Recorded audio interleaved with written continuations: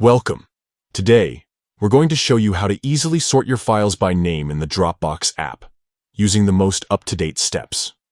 Sorting your files by name makes it much simpler to find exactly what you're looking for, especially if you have a large number of documents, photos, or other files saved in Dropbox.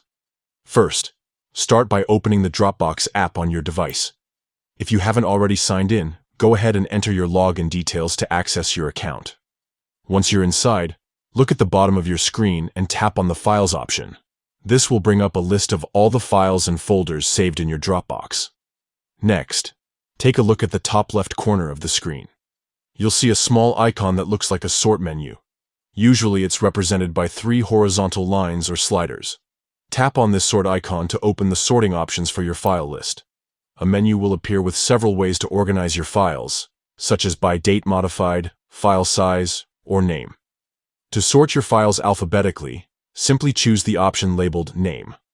Once selected, your files will instantly rearrange themselves in order from A to Z. This way, you can quickly browse through your files in a neat, organized sequence.